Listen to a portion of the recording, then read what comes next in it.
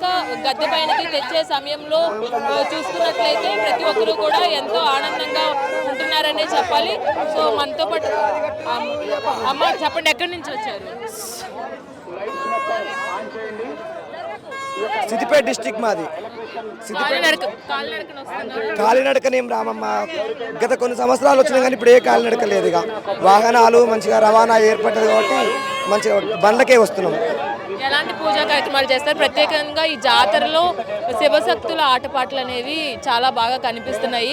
ఎన్ని సంవత్సరాల నుంచి మేము ఒక 12-13 ఏళ్ళ నుంచి వస్తున్నాం అమ్మ. అప్పటి నుంచి వస్తున్నాము. శివశక్తుల అంటే ఖచ్చితంగా మేము ఒక రోజు జాతరకు ఒక 2 రోజుల ముందు వచ్చి అమ్మవారికి మట్టి గద్దెలు వేసి వాటి మీద పూజలు చేసి అమ్మవారికి సమర్పించాల్సిన మన మొక్కులు బంగారం కానీ ఒడివాలు కానీ ఇట్లా నడుము కట్టుకొని అమ్మవారికి అప్పచెప్పొస్తామండి.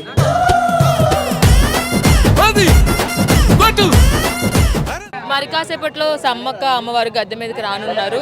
ఈ జాతర ఏర్పాట్లు ఎలా ఉన్నాయి ఈ సంవత్సరం? మీరు ఎలా? ఇప్పటికైతే సంతోషంగా ఉన్నదమ్మా. అమ్మవారికి మేము గత 20 సంవత్సరాల నుంచి వస్తున్నాము. అమ్మవారికి మొక్కులు ముడుపులు ప్రతి 2 సంవత్సరాలకు ఒకసారి జాతర జరుగుతుంది. ఆ జాతర కంపల్సరీ మేము 5 రోజులు ఇక్కడనే ఉండి అమ్మవారిని దర్శించుకొని వెళ్తామమ్మా.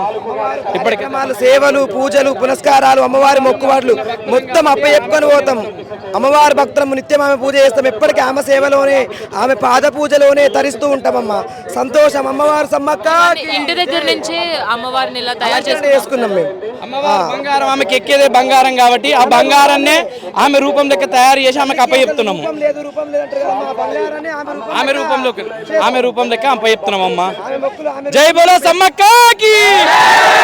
చూసుకున్నట్లయితే మరి కాసేపట్లో గద్దెకి